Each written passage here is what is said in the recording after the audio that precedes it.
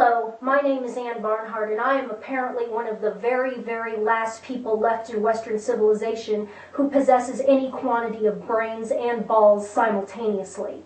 I saw that Senator Lindsey Graham appeared on Face the Nation this morning and said the following when asked by Bob Schieffer if there was anything that could be done about Americans burning the Koran.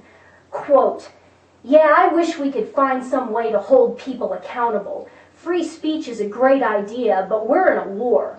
During World War II, you had limits on what you could say if it would inspire the enemy. Anytime we can push back here in America against actions like this that put our troops at risk, we ought to do it." Unquote.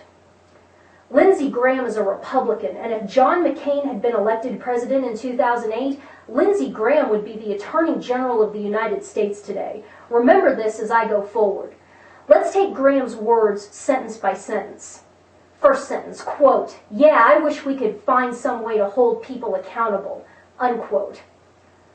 Hold people accountable? For what? For exercising their constitutionally protected and divinely ordained right to freedom of thought, freedom of speech, freedom of expression, and freedom of religion? Hey, jackass! Have you not read the First Amendment to the Constitution of the United States? Here, let me read it for you. "Congress shall make no law respecting an establishment of religion or prohibiting the free exercise thereof, or abridging the freedom of speech or of the press or the right of the people peaceably to assemble and to petition the government for a redress of grievances." So what Lindsey Graham wants to do is elevate the totalitarian political system masquerading as a religion called Islam to a status which supersedes and overrides the First Amendment to the Constitution and thus places it in a position of specially protected legal superiority wherein criticism of Islam or failure to show proper and sufficient deference and honor for Islamic texts is a crime. Hey, Lindsey, you jackass. You know what that's called? It's called Sharia. What the hell is wrong with you? I'm going to burn a Koran here in a moment. Lindsey, why don't you come and hold me accountable, player? Go ahead, have me arrested for exercising my First Amendment rights.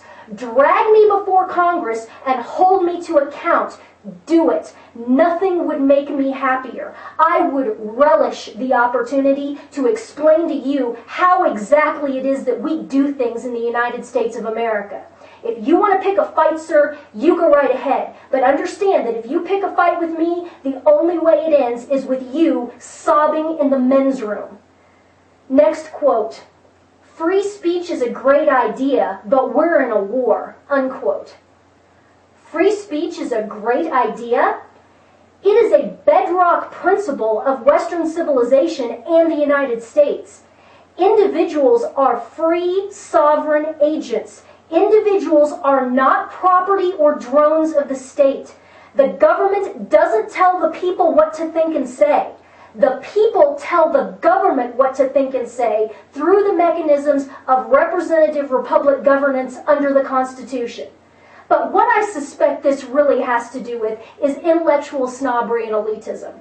Lindsey Graham, you look at Terry Jones and you see a redneck with a handlebar mustache who speaks with a southern drawl without the benefit of a fancy Ivy League education. And you determine that a man like him cannot be trusted with his own personal intellectual sovereignty under the First Amendment, and therefore you, in your superior intellectual state, have to rein him in. Listen, jackass, it doesn't work that way. The First Amendment applies to all American citizens equally. It does not operate on a sliding scale based upon how expensive an education one received, what one's income is, or whether or not one is invited to Tony soirees in Georgetown. But if that's the game you want to play, that's fine. If you want to go head-to-head with a person of intellectual parity, I'm your huckleberry. Come after me. Debate me. I stand foursquare with Terry Jones and am proud to do so.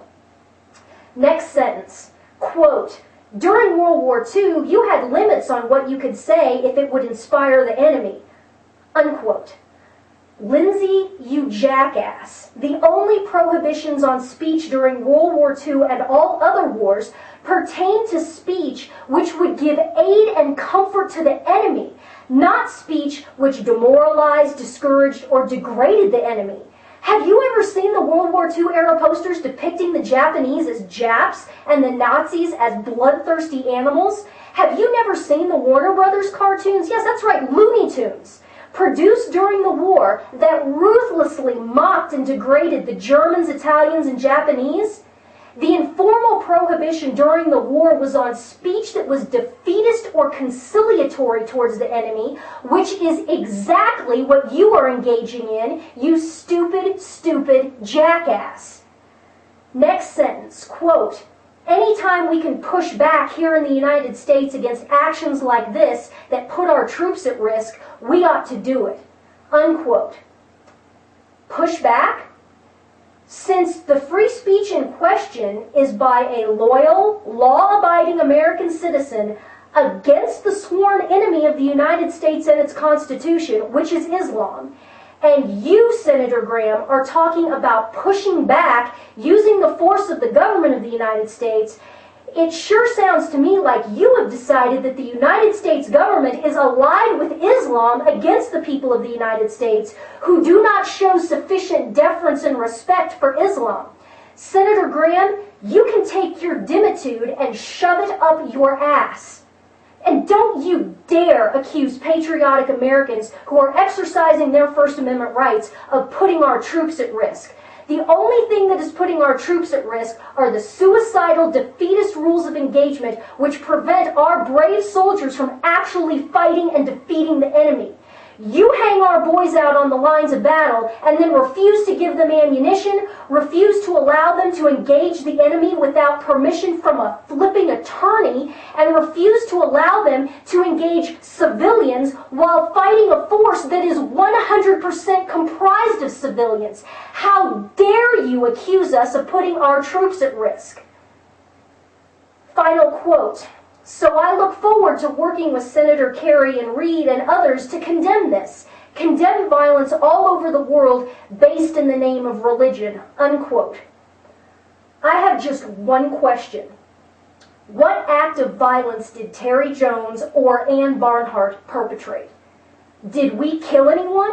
Did we assault anyone? Did we saw anyone's head off? What act of violence did we perpetrate? How is burning paper with ink on it an act of violence? How is this object made of paper equivalent to the life of a human being? Are you honestly arguing that tearing and burning a book is equivalent to killing and beheading a human person? What is the matter with you? Do you know why we Christians don't get too terribly upset about people who burn Bibles or create horrific sacrilegious images using Christian symbols? Because we understand that a Bible can be reprinted and that an image is just an image. The image of a crucifix submerged in a jar of urine makes us sad. And sad not because we believe that it's physically Jesus being drowned in urine. It makes us sad because of the implied hatefulness, misery, and despair of the artist who would do such a thing and the patrons who would applaud it. Christians don't want to kill Robert Mapplethorpe while he was still alive. We wanted to pray for him so that he would come to know God and be released from his obvious torment so that hopefully we could all be together in heaven someday. This is why we are burning the Quran, because it is the manifesto of an evil totalitarian political system, and it enslaves human beings in a culture of misery, hopelessness, perversion, despair, true violence, and unnatural death. And if you weren't such a monumental jackass, Senator Graham, and didn't spend all of your time kissing the ass of the very political system that would cut your throat in a heartbeat, maybe you would understand that.